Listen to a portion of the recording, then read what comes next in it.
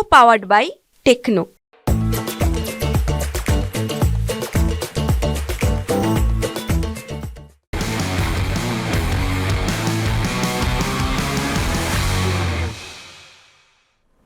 बाजार बोलता है। पहले FISDIs का डेटा देख लेते हैं कि वो क्या बोलता है, उसके बाद बढ़ेंगे कि ग्लोबल इंडिसेस और बाकी टॉप गेनर्स और लूजर्स क्या हैं। तो FIs के डेटा में कल तो FIs थोड़ा सा प्रॉफिट बुक करते हुए नजर आए।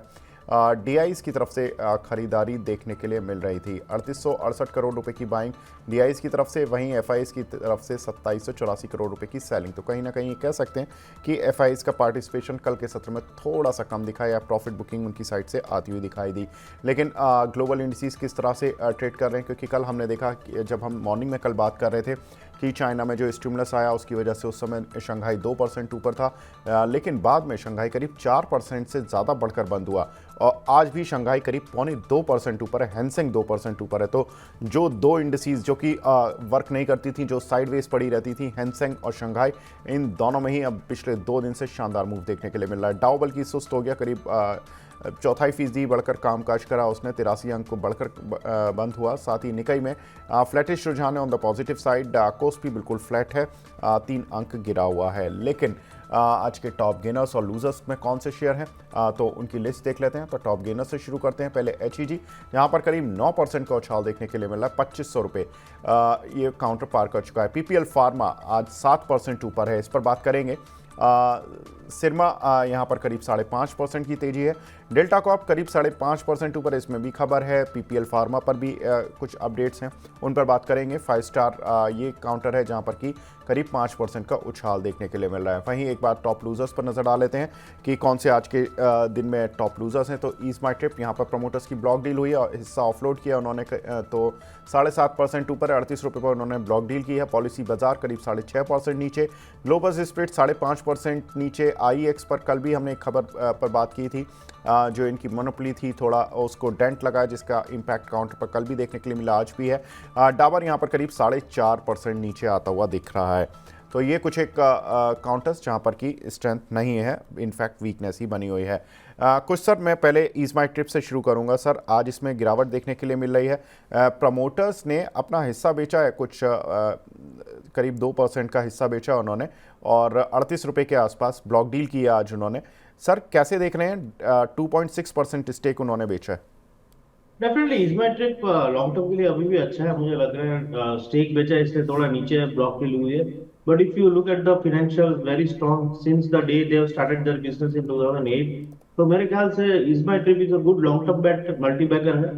टाइम लगेगा ये सब स्टॉक्स को टर्न अराउंड होने में, बट मुझे लगता है कि इसमें ट्रिप को डेफिनेटली होल्ड करना चाहिए। जैसे ही देखो अभी मोबाइल ऐप की वजह से जिस तरह से IPO का रूरल और टायर 2 टायर 3 सिटीज में डिमांड आ रहा है, तो ये सब बुकिंग भी धीरे धीरे शुरू होगा वहां से ऑनलाइन। तो EaseMyTrip would be preferred after MakeMyTrip. तो definitely EaseMyTrip is still a good buy for long term. जी सर, इससे तो FPO ही ले आते आजकल।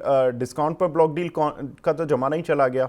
ये तो मतलब अगेंस्ट द मार्केट रिदम चल रहा है, क्योंकि हमने देखा कि जो कंपनियां FPO ला रही हैं उनको रिस्पांस मिल रहा है, जो कंपनी IPO ला रही हैं उनको तो ज़मीन पर पैर रखने की जगह नहीं मिल रही है, वो तो रूम इतना ज़्यादा भर जा रहा है इन्वेस्टर से। तो ये 6% 7% डिस्काउंट पर ये डील करना, ये कहीं इन्वेस्टर के सेंटीमेंट को तो डेंट नहीं कर रहा, क्योंकि ये काउंटर 40 से 45 की रेंज में कब से फंसा हुआ है, चल ही नहीं रहा था। और दूसरा, वैसे अगर हम देखें तो कंपनी में प्रमोटर्स का हिस्सा ऐसा कोई कम भी नहीं है, करीब 64.2% हिस्सा था, जिसमें से उन्होंने 2.76% बेचा है। हाँ डेफिनेटली, मे बी पता नहीं वो लोग प्रोमोटर्स क्या सोच रहे हैं, but yes you are right, FPO लाना चाहिए था। बट कहीं ना कहीं कुछ होगा, टेक्निकल इश्यूज या कुछ तो लोगों ने सोच के किया होगा। So it's very difficult to comment, but rightly said FPO आता होता तो इतना डिस्काउंट नहीं देना पड़ता। बिल्कुल। कुछ और खबरें सर, अगर हम देखें तो PPL फार्मा, कल इन्होंने एक इन्वेस्टर प्रेजेंटेशन रखी। हमने देखा था कि Q1 के रिजल्ट्स के आसपास ये काउंटर 170 रुपये आ गया था, 160-70 रुपये, वहाँ से लगातार चल रहा है। और माना जा रहा है कि इस साल में इस कंपनी की जो अर्निंग्स होंगी वो काफ़ी शानदार देखने के लिए मिलेंगी, जिसकी वजह से आउटलुक अच्छा है। आउटलुक अच्छा होने की वजह से काउंटर Q1 से Q2 की ही जो समय सीमा रही है उसी में ही अच्छा चल गया, 60-70 रुपये चल गया counter. In terms of percentage अगर देखें तो करीब 40% के करीब ये काउंटर चल चुका है। क्या क्या देखना चाहिए सर अब इसमें चार्ट्स पर? हाँ डेफिनेटली मुझे लग रहा है ये चार्ट्स पे अभी भी पीरामल फार्मा पे पॉजिटिव मोमेंटम है, बट ओवरऑल फार्मा इंडेक्स मुझे लग रहा है कि शायद थोड़ा प्रॉफिट बुकिंग देगा, क्योंकि जो ट्रेडिंग का जो पैसा है वो इज शिफ्टिंग टुवर्ड्स से मेटल स्टॉक्स, जिस हिसाब से चाइना की न्यूज आई है। तो शॉर्ट टर्म में भी मुनाफा नहीं मिलेगा, बट इफ यूर इन्वेस्टर 3-4 महीने होल्ड कर सकते हो तो ऊपर की तरफ से मुझे लग रहा है यहाँ से 6 से 8% का अपमूव टू 250 लग रहा है, तो स्टॉप लॉस 228 का रख सकते हैं। So if you are investor definitely go ahead. जी, आपने मेटल की बात की सर, हिंडाल्को भी बजिंग में है और हालांकि वॉल्यूम के साथ है, आज उतनी स्ट्रेंथ नहीं है, लेकिन हमने देखा कि मेटल काउंटर्स ने कल और परसों अच्छा रनअप दिखाया। एक ने फेड की मीटिंग के बाद, फिर उसके बाद फ्यूल और मिला चाइना से, जहां पर कि रेट कट हुआ। अब कौन सा मेटल काउंटर रडार पर रखना चाहिए sir? Vedanta is on my radar. 478 पे जस्ट ब्रेकआउट हुआ है उसका of inverted head and shoulder pattern. तो मेरे ख्याल से अगर नेकलाइन जो 478 है उसके ऊपर सस्टेन होता है तो I believe the stock has activated target of 500। तो definitely Vedanta is on my radar. जी, हिंडाल्को पर सर आपका कोई व्यू है क्या? 740 का टारगेट है, बट फ्रेश बाइंग नहीं, क्योंकि ऑलरेडी 696 पे ब्रेकआउट था। तो मेरे ख्याल से एग्जिस्टिंग पोजीशन होल्ड कर सकते हैं 740 के टारगेट के लिए। बिल्कुल। कुछ एक सवाल भी लेते हुए चलते हैं सर। रेणु गोयल जी का सवाल है टीसीएस पर। इन्होंने 4320 रुपये के बाय किए हुए हैं, अभी थोड़ा सा लॉस हो रहा है, और परसिस्टेंट सिस्टम भी लिए हुए हैं इन्होंने 5421 रुपये के, दोनों पर लॉस हो रहा है सर, इस पर आपकी राय? हाँ डेफिनेटली परसिस्टेंट सिस्टम पे may be I would recommend to sell in short term. तो क्योंकि जिस हिसाब से रुपी स्ट्रांग हो रहा है डॉलर के सामने, तो आईटी स्टॉक्स थोड़े साइडवेज टू नेगेटिव रहेंगे। तो परसिस्टेंट सिस्टम इतना मोमेंटम नहीं देगा शॉर्ट टर्म में। 5300 नीचे ऊपर 55 की रेंज में रहेगा। तो it's better to avoid for trading, but yes investor hold कर सकते हैं, बट शॉर्ट टर्म ट्रेडर हो तो अवॉइड परसिस्टेंट सिस्टम। जी। लोमेश गोयल जी का सवाल है मैनकाइंड की फ्रेश बाइंग बता दीजिए सर, लेवल्स कुछ बन रहे हैं क्या मैनकाइंड में? मैनकाइंड फार्मा डेफिनेटली मुझे लग रहा है कि ऑलरेडी एक अच्छा रैली दे चुके हैं। अभी 1950 अप्रोक्सीमेटली जब था इन द मंथ ऑफ अगस्त, वहां से नॉन स्टॉप रैली हमने 2700 2800 तक देखी है। तो ये लेवल पे खरीदने की राय नहीं है, बट थोड़ा अगर करेक्ट होता है तो 2600 के आसपास लेना चाहिए। ये लेवल पे खरीदना नहीं चाहिए, ऑलरेडी है तो 2850 के आसपास आया तो एक बार बुक प्रॉफिट्स। जी। कुछ एक काउंटर्स जहां पर कि खबरें भी हैं और कुछ ग्लोबल खबरें भी एक बार देख लेते हैं। अमेरिका में कंज्यूमर कॉन्फिडेंस इंडेक्स 3 साल के न्यूनतम स्तरों पर आता हुआ दिखाई दिया। तो अमेरिकन मार्केट्स में इसीलिए कल थोड़ी सी सुस्ती भी देखने के लिए मिली, लेकिन रेट कट से पहले के डेटा हैं, क्योंकि अब रेट कट आ गया तो उसका जो इम्पैक्ट होगा कंज्यूमर कॉन्फिडेंस पर वो अलग ही देखने के लिए मिलेगा। तो उतना ज़्यादा घबराने की भी ज़रूरत नहीं है। लेकिन अगर हम देखें तो चीन के एक्सपोजर से जुड़ी कंपनियों ने ग्लोबल मार्केट में कल धूम मचा कर रखी। वहाँ पर जहाँ भी अमेरिका में, यूरोप में जो भी शेयर लिस्टेड थे चीन के एक्सपोजर वाली कंपनियाँ, उनमें एक अच्छा सर्च देखने के लिए मिला।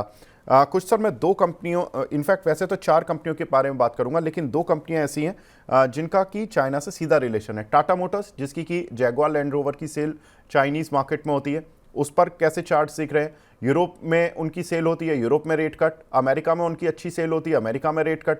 चाइना में सेल होती है, चाइना में रेट कट। तीनों जगह फ़ायदा। एक कंपनी है सर किंगफा साइंस, इसकी जो ये इंडियन मार्केट में लिस्टेड है और ये चाइनीज़ कंपनी की सब्सिडरी है, और चाइनीज़ कंपनी इसमें 75% करीब स्टेक होल्ड करती है। सर इन दोनों पर आपका व्यू?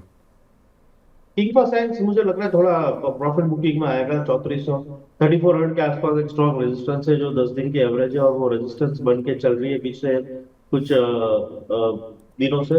तो किंगफा साइंस सेल, मुझे लग रहा है ये स्टॉक 2800 के आसपास आए तो would be a good level to enter. और दूसरा कौन सा स्टॉक था? Sir Tata motor. Tata motor मुझे लग रहा है डेफिनेटली आज थोड़ा वीक है, बट 960 के आसपास 200 एवरेज है, तो वहां पे सपोर्ट है। तो as investor, not for trader, investor के हिसाब से डेफिनेटली बाय करना चाहिए। It was looking good till yesterday for trading, but आज जिस हिसाब से नीचे आया है मुझे लग रहा है ट्रेडिंग नहीं करना चाहिए, बट इन्वेस्टमेंट करो। 960 के स्टॉप लॉस से ऊपर मुझे लग रहा है 1030 तक, दिवाली तक आएगा। बिल्कुल सर, क्योंकि हम देख रहे हैं कि 1 अगस्त से ये काउंटर लगातार वीकनेस ही दिखा रहा है। इसने थोड़ी सी स्ट्रेंथ दिखाने की कोशिश की थी 29 अगस्त को, लेकिन उसके बाद फिर लगातार वीकनेस। तो जहाँ जहाँ ग्लोबल फ्रंट पर इसके बिजनेस हैं और वहाँ जितना अच्छा वहाँ पर सीन बन रहा है, तो ऐसा लग रहा है कि buy on rumour sell on news वाली कहानी इसके साथ चल रही है कि जब तक एक्सपेक्टेशंस थी, जब तक ये चला, और जैसे ही एक्सपेक्टेशंस पूरी होने के बिल्कुल एंड पॉइंट पर आया, वहाँ से प्रॉफिट बुकिंग आ गई। लेकिन सर बता रहे हैं कि इसमें निचले स्तरों पर बाइंग करना ज़्यादा ठीक है। सर कुछ एक और काउंटर्स जिन पर की मैं बात करना चाहूँगा। एक इम्पॉर्टेंट डेवलपमेंट हो रहा है कि भारत में भी ब्याज दरें घट सकती हैं। ये एक बहुत बड़ी खबर है, और ये हम नहीं कह रहे हैं, ये S&P भी कह रहा है और JP मॉर्गन भी कह रहा है। S&P तो ये कह रहा है कि अक्टूबर में ही रेट कट आ सकता है। अक्टूबर में पॉलिसी भी मीटिंग भी है 7 से 9 अक्टूबर के बीच में, तो उस समय हो सकता है कि RBI गवर्नर कुछ रेट कट कर सकते हैं, ऐसा S&P मानता है। क्योंकि हमने देखा है कि जो इंडिया का इन्फ्लेशन है वो 2% तक की रेंज पर भी आ गया है, जो WPI इन्फ्लेशन है, तो ये काफ़ी एक अच्छी राहत भरी बात है RBI गवर्नर के लिए। और अगर हम देखें तो 6.5% के इंटरेस्ट रेट के साथ हमें अभी चलना ठीक नहीं लग रहा, ऐसा S&P वगैरह जो भी ग्लोबल ब्रोकरेज हाउसेज हैं वो ऐसा मान रहे हैं। JP मॉर्गन ने भी कहा कि इस ब्याज साइकिल में जो RBI है वो करीब 50 बेसिस पॉइंट तक का रेट कट कर सकता है। तो ये बड़ी इंपॉर्टेंट पॉलिसी होगी इस बार की, देखना कि 7 से 9 अक्टूबर के बीच में जब 9 अक्टूबर को अनाउंसमेंट्स होंगी, क्या रेट कट होंगे या नहीं।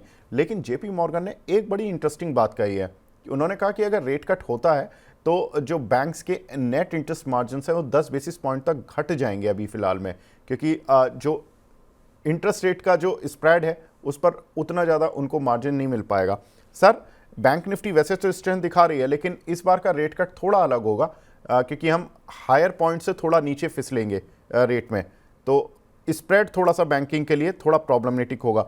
Axis bank, HDFC bank, ICICI और जितने भी लीडिंग बैंक्स हैं, सर क्या आउटलुक है आपका? हाँ, मुझे लग रहा है लीडिंग बैंक्स में HDFC बैंक लीड करेगी, but PSU banks would give a good support जो नहीं चले हैं। तो मेरे ख्याल से अभी अगर 55,000 के आसपास जाना है तो मुझे लग रहा है कि PSU बैंक्स में खरीदारी करनी चाहिए। PSU बैंक्स में सर आपकी टॉप पिक? हाँ, मेरी टॉप पिक रहेगी BOB।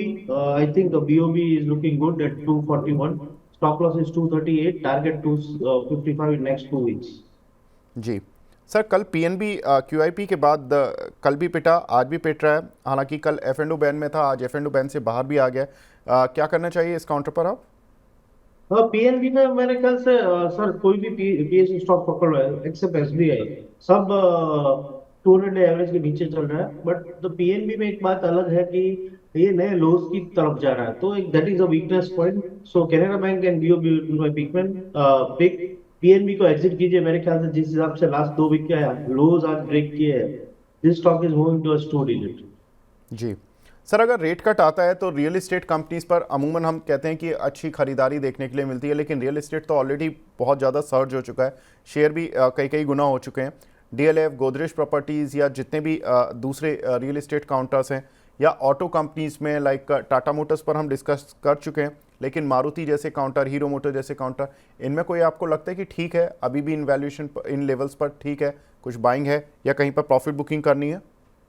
डेफिनेटली मुझे लग रहा है कि ऑटो सेक्टर में मोमेंटम आएगा, क्योंकि वहां पे हमने करेक्शन इसने देखा है, स्पेशली कमर्शियल व्हीकल का। क्योंकि हीरो बजाज में तो अच्छा ऑलरेडी मूव दे चुके हैं, बट कमर्शियल व्हीकल्स है M&M, टाटा मोटर्स, यहाँ पे एक अच्छी, मारुति में भी कुछ हद तक रैली आएगी। सो 4 व्हीलर्स, कमर्शियल और PV जो है कंपनी उस पर नजर रखे, रेट कट में वहां पे एक उछाल आ सकता है। क्योंकि दिवाली भी आ रही है, दशहरा भी आ रही है, तो लोग नई खरीदारी करेंगे। तो generally 2 wheelers are more based on good monsoon, but 4 wheelers are based on good festivals. तो डेफिनेटली मेरा फोकस 4 व्हीलर्स पर रहेगा। जी, एक हमारे दर्शक हैं विनोद डोलिया जी, ये बोल रहे हैं my best programme, I like it, thank you sir. मेरा सवाल, इनका सवाल है सर, रोज सेल इंडिया ये फ्राइडे को 621 रुपये था, वहाँ से 170 हो गया और लगातार लोअर सर्किट लगाता हुआ चल रहा है। इनके पास 608 रुपये के 100 शेयर हैं, कोई अपडेट हो तो बताएं सर प्लीज़।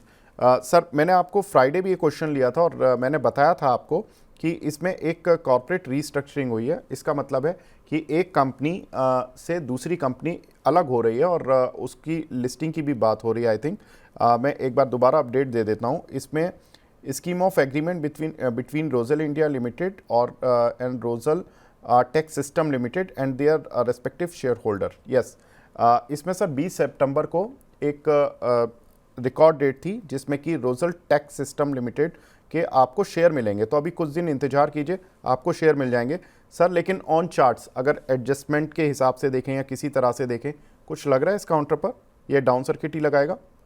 नहीं, अभी चार्ट्स एडजस्ट नहीं हुए, आफ्टर लिस्टिंग एडजस्ट होंगे, क्योंकि अभी तो फिलहाल नहीं एडजस्ट हुआ है, तो it's very difficult to comment. बिल्कुल। एक हमारे दर्शक हैं, वो पूछ रहे हैं, मधु देदिया जी, नैल्को और सेल पर क्या टारगेट बता दीजिए सर। सेल और नाल्को पे मुझे लग रहा है कि definitely it's good level to buy, but sell पे पूरे रेट एवरेज इज एट 138 और आज ऑलमोस्ट वहां पे ही हाई किया है, तो मेरे ख्याल से सेल पे I am waiting for level to breach out on the upside. 138 के ऊपर में बाय करूंगा। और नेशनल एल्यूमिनियम पे मुझे लग रहा है कि ये लेवल पे खरीदारी कर सकते हैं, हायर लेवल से थोड़ा प्रॉफिट बुकिंग हुआ आज के दिन में, तो take a risk of going long. Stop loss 191, target 198 is 202। Mohit Sharma ji का सवाल है सर, गोकुलदास एक्सपोर्ट पर इनकी बाय है 980 रुपये पर 100 शेयर हैं। क्या इस वक्त एग्जिट कर सकते हैं क्या? गोकुलदास, और डेफिनेटली गोकुलदास एक्सपोर्ट की अगर हम बात करें तो मुझे लग रहा है ये लेवल पे एग्जिट कर सकते हैं अगर आपने शॉर्ट टर्म के लिए लिया, क्योंकि मुझे लग रहा है ये स्टॉक काफी दिनों से, इवन लॉन्ग टर्म के हिसाब से देखो, एक साइडवेज है, कोई मोमेंटम नहीं है, वॉल्यूम नहीं है। तो मेरे ख्याल से डेफिनेटली एक बार एग्जिट कीजिए और कोई मोमेंटम वाला स्टॉक में इन्वेस्ट कीजिए। बिल्कुल सर। एक और रिपोर्ट आई थी S&P की कल, जिसमें कि बात हुई उनकी बैंकिंग और NBFC सेक्टर पर। उनका कहना है कि NBFC सेक्टर की ग्रोथ 20% से घटकर 18% रहेगी। ये एक मॉडरेशन हो सकता है, लेकिन 18% की ग्रोथ देखने के लिए मिल सकती है। उनका कहना है कि पर्सनल लोन और जो फाइनेंस कंपनियों के लोन जो और दिए जाते हैं, उन पर जो रिस्क वेटेज है वो RBI ने बढ़ा दिया, जिसकी वजह से इन कंपनियों की जो रफ्तार है ग्रोथ की वो थोड़ी धीमी होती दिखाई दे रही है। NBFCs की लोन ग्रोथ के बैंकों के मुकाबले थोड़ी बेहतर रहेगी। बैंकों की लोन ग्रोथ उतनी नहीं होती है, 10-12% होती है, इनकी 18 से 20% देखने के लिए मिलेगी। लेकिन भारतीय हाउस होल्ड का जो मोर्गेज वाला जो पार्ट है, जो वो लोन लेते हैं या लीवरेजिंग है जिसको हम बोलते हैं, वो 2030 तक करीब 34% हो जाएगी, जो कि अभी मौजूदा समय पर 23% है। यानी कि भारतीय और ज़्यादा लोन लेकर अपनी लाइफ को जिएंगे। सर NBFCs को लेकर जो S&P की रिपोर्ट है, मॉडरेशन जरूर है, लेकिन बैंक से ज़्यादा अच्छा बेहतर प्रदर्शन की वो बात कर रहे हैं। कोई NBFC आपके जहन में आती है सर? और चूँकि लोन बिजनेस भी बढ़ने वाला है, 2030 तक 23% है, अभी हाउस होल्ड लेते हैं, 34% हो जाएगा। Bajaj finance, Aadhar housing, PNB housing, Manappuram, Muthoot finance, कोई है कंपनी सर आपके जहन में? मुझे जियो फाइनेंशियल्स पसंद है, मुझे लग रहा है फ्यूचर बिजनेस पर मैं इन्वेस्ट करूंगा, तो जियो फाइनेंशियल्स 320 के स्टॉप लॉस से खरीदारी करें। मुझे लग रहा है ये स्टॉक 400 के ऊपर जाएगा। बाकी सब स्टॉक्स ऑलरेडी चल चुके हैं, तो वहां पे रिस्क रेशियो थोड़ा अनफेवरेबल है, so may B I would risk on Jio financial. जी। बाकी सर बजाज फाइनेंस इतनी तेज चलने के बाद कुछ आपका व्यू? बजाज फाइनेंस और मन्नापुरम में भी अच्छी स्ट्रेंथ देखने के लिए मिली थी पीछे। नहीं, मुझे उस पर अभी ये लेवल पे कोई कमेंट नहीं है। जी, कोई प्रॉब्लम नहीं है सर। एक और इम्पॉर्टेंट खबर, सेबी ने FPI यानी कि FIs जो होते हैं उनके रजिस्ट्रेशन के नियम आसान करने का प्रस्ताव रखा है। उसके लिए जो कंसल्टेशन पेपर है वो 15 अक्टूबर तक के लिए फ्लोट होगा, उस पर पब्लिक कमेंट सेबी मांग रही है। तो ये एक इम्पॉर्टेंट डेवलपमेंट है। अगर FIs के लिए नियम आसान हो जाते हैं तो FIs इंडिया में और ज़्यादा इन्वेस्ट करेंगे। हमने देखा भी कि पिछले कुछ सत्रों में FIs ने अच्छी बाइंग की, बारिंग कल का सत्र जिसमें कि FIs की कुछ सेलिंग थी। कुछ सर जो FIs की अगर बाइंग आती है वहाँ DIs अच्छी बाइंग कर ही रहे हैं। Sir Indian brokerage house companies को कैसे देख रहे हैं? Angel one, MOSL, Geojit, Edelweiss और डेट सिक्योरिटी से जुड़ी PNB गिल्ड्स जैसी कंपनीज? हाँ, मुझे लग रहा है कहीं ना कहीं मुझे अच्छा लग रहा है। बट लॉन्ग टर्म के हिसाब से अच्छा लग रहा है। कहीं ना कहीं ब्रेकआउट बाय ऑन डिप्स रहेगा, ये लेवल पे खरीदारी नहीं करूंगा, बट थोड़ा अच्छा। यहाँ से 5 to 10% करेक्शन, क्योंकि already we have seen a good rally on all such financial stocks. तो मेरे हिसाब से मैं अभी फिलहाल मोमेंटम नहीं देख रहा हूँ। Momentum definitely shifting to PSU stocks again, like NTPC, or PFC, REC। तो शॉर्ट टर्म में मुझे नहीं लग रहा है। जी। अब हमारे साथ दूसरे खास मेहमान भी जुड़ चुके हैं, हमारे साथ शरद मिश्रा सर भी जुड़ चुके हैं शरद-मिश्रा.com से। Sharad sir, hi, good morning sir, thank you very much sir, काफ़ी समय बाद आपसे मुलाकात हो रही है on air. Good morning Vivek ji. Sir, guest coordination team आपसे टाइम नहीं ले पा रही थी या आप नहीं दे पा रहे थे सर? नहीं नहीं विवेक जी, आपके लिए देखिए टाइम ही टाइम, आप कभी हुकुम कीजिए सर, ऑलवेज हाजिर जी सर। चलिए, बिल्कुल। कुछ सर, मुझे पता है कि मुझे बताया गया था कि आप 10:55 तक ही आज टाइम दे पाएंगे। चलने से पहले सर, आपकी कोई टॉप पिक?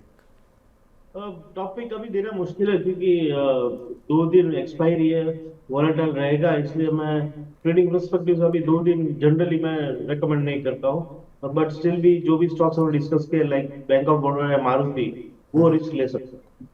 चलिए, ठीक है। तो तो कुछ सर, आप हमारे साथ जुड़े सर, बहुत बहुत शुक्रिया हमसे जुड़ने के लिए, अपना प्रीशियस टाइम देने के लिए। Thank you sir. Sharad sir, अब आपके पास आता हूँ सर। ये जो FY25 में एक रिपोर्ट आई है क्रिसिल की, जिसमें कि उन्होंने कहा है कि जो रिटेल सेक्टर की ग्रोथ है, आय की ग्रोथ, वो 8 से 10% देखने के लिए मिलेगी। उन्होंने कहा कि मॉनसून अच्छा रहा, महंगाई कंट्रोल में है, त्योहारी सीज़न शुरू हो चुका है, शादियों का सीज़न शुरू हो रहा है, तो यहाँ से इंडियन रिटेल सेक्टर के लिए अच्छी ग्रोथ देखने के लिए मिलेगी।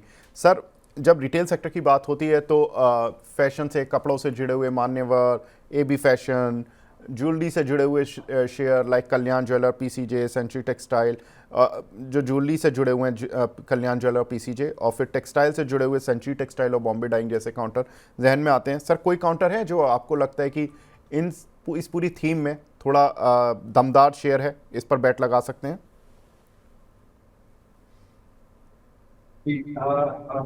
थोड़ा सा विवेक जी आवाज कम आ रही है, actually I am not able to get it. Please PCR को बोलेगा थोड़ा सा आवाज तेज करेगा। आप प्लीज जी अपना क्वेश्चन एक बार थोड़ा लास्ट वाला स्टॉप रिपीट करेंगे, क्वेश्चन रिपीट करेंगे प्लीज।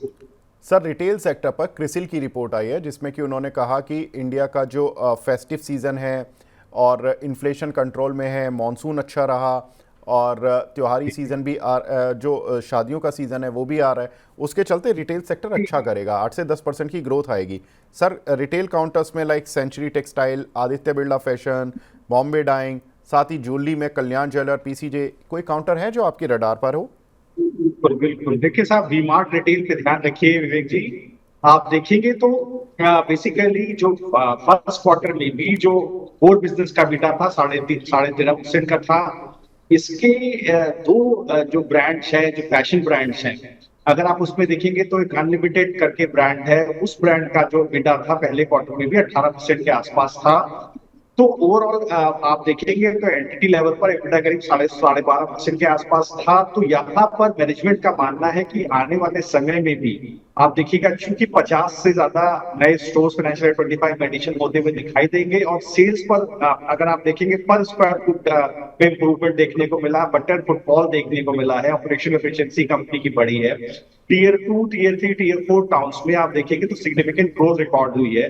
और जो इनका सेकंड ब्रांड है लाइबरो, वो बेसिकली नया ब्रांड है, तो अभी ब्रेक इवन पर नहीं है। 10 करोड़ का लॉस इन्होंने फर्स्ट क्वार्टर में दिया था, जो 60% YoY बेसिस पर डिक्रीज होता हुआ दिखा है। तो मैनेजमेंट का मानना है कि यहाँ पर भी लॉसेस में रिकवरी होते हुए सेकंड क्वार्टर में दिखेगी। तो बिल्कुल मुझे लगता है वी-मार्ट के ऊपर बिल्कुल सा ध्यान रखना चाहिए। मुझे लगता है ये स्टॉक्स ग्रेजुअली 4580 की तरफ जाता हुआ दिखाई देगा। बेस है 3900 रुपए के आसपास, तो वहीं पर आप अपना स्टॉप लॉस रखिए। मुझे लगता है स्लोली ग्रेजुअली 15% का मूव यहाँ पर धीरे धीरे बनता है। 2 टारगेट आप लेके चल सकते हैं। 4200 का पहला टारगेट लेकर के चलिए, जो करंट भाव से आप देखेंगे तो करीब आप मानिए 8% के ऊपर है, और एक 4600 का टारगेट लेकर चलिए तो 15-15.5% का टारगेट है। तो वी-मार्ट रिटेल पर आप जरूर ध्यान रख सकते हैं। जी, वी-मार्ट रिटेल पर ध्यान रख सकते हैं। सर, ज्वेलरी में कोई है? कल्याण ज्वेलर, टाइटन, PCJ, TBZ, इनमें से कोई काउंटर?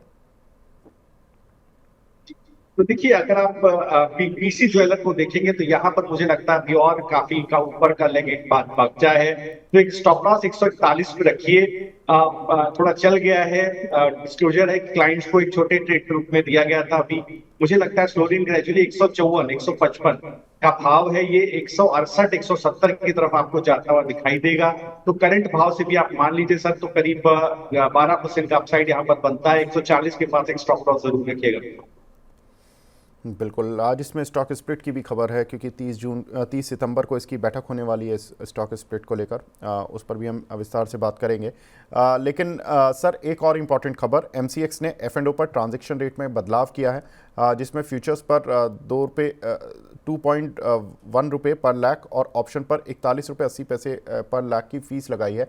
पहले इनके कुछ स्टेप वाइज जो चार्जेस लगते थे, तो सेबी की एक गाइडलाइन आई जिसमें कि उसमें कहा गया कि आप इसको एक समांतर रेट कीजिए, तो उन्होंने इस तरह के रेट्स डिसाइड किए हैं। मुझे लगता है कि MCX को, हालांकि इसकी डीप में हमारा एनालिसिस नहीं हुआ है लेकिन अभी तक, लेकिन कहीं ना कहीं MCX को इसमें फ़ायदा ही हो रहा है, तभी आज शेयर पर पॉजिटिव रुझान देखने के लिए मिल रहा है। सर, चार्ट क्या बोल रहा है इसका? तो देखिए, अगर आप चार्टिकली देखिए तो मुझे लगता है थोड़ा सा ओवरबॉट है, न्यूज डिस्काउंटेड है। तो 57 से 85 15785 जिस वीक का लो है वहीं पर स्टॉप लॉस रखिए। 6255 का आप एक टारगेट रखिए और बिल्कुल मुझे लगता है कि बिल्कुल बने रहिए, नई पोजीशन आपको बनाने की जरूरत नहीं है। जी, साथ ही कुछ एक सवाल भी लेते हुए चलते हैं। एक दर्शक हैं हमारे, वो पूछ रहे हैं कि कोरोमंडल इंटरनेशनल पर, दीपक जुगाड़ जी का सवाल है, कोरोमंडल इंटरनेशनल पर सर इनके पास कुछ शेयर हैं 1714 रुपए के, क्या करना चाहिए इनको? तो देखिए, बिल्कुल आप देखिए, अगर आप विवेक जी थोड़ा सा ध्यान दीजिएगा, मुरुगप्पा ग्रुप की जितनी कंपनियां हैं, कोरोमंडल, चोलामंडलम, CG पावर, यहाँ पर देखिए बेहतरीन रिटर्न्स क्लाइंट्स को मिले हैं, इन्वेस्टर्स को मिले हैं, स्टॉक काफी चला है। और यहाँ पर लगातार मैं बुलिश रहा हूं इन तीनों ही स्टॉक में। देखिए, CG पावर भी कुछ दिन पहले रिकमेंड किया था, वहां पर भी अच्छे मूव्स देखने को मिल रहे हैं। आप देखिए, कोरोमंडल को आप देखेंगे तो अच्छा बेस बना है, 1580 के आसपास एक बहुत डिसेंट बेस बना है। और मुझे लगता है कि कहीं ये जो 20 वीक एक्सपोनेंशियल मूविंग एवरेज का सपोर्ट है, इसी के आसपास आकर के कोई भी बेरिशनेस होगी वो सरेंडर होती हुई दिखाई दे सकती है, क्योंकि काफी स्टॉक चला है। तो उसके आसपास ही आप अपना स्टॉप लॉस रखिए, 1580 के नीचे किसके वीकली बेस पर तभी आप पोजीशन काटिए। मुझे लगता है स्लोली ग्रेजुअली दोबारा 1800 की तरफ, और हो सकता है ऊपर की तरफ करीब 1960 की तरफ जाता हुआ दिखाई देगा। एक क्वार्टर का व्यू जरूर रखिएगा। जी शरद सर, एक काउंटर है ग्रेफाइट और दूसरा काउंटर है HEG, इन दोनों में आज अच्छा मूव देखने के लिए मिल रहा है।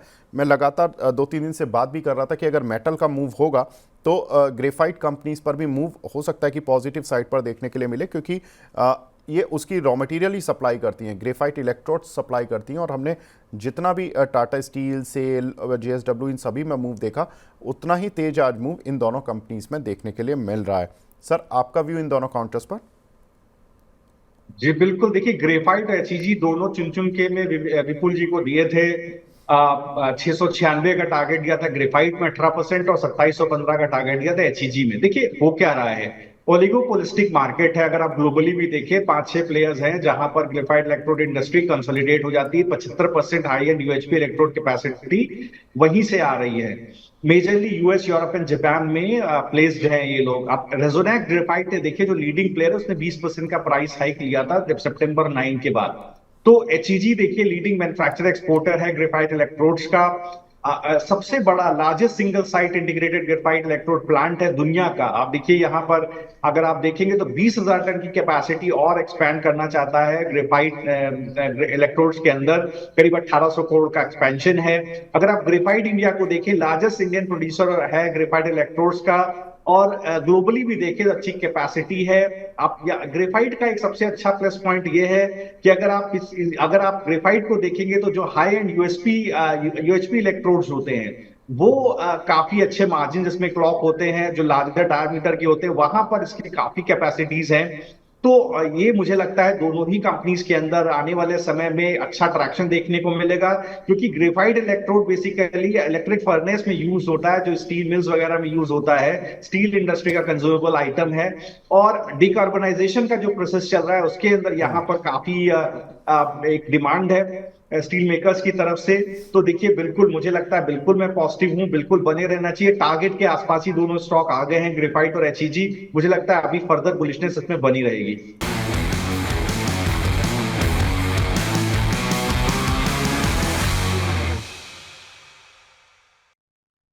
को पावर्ड बाय टेक्नो।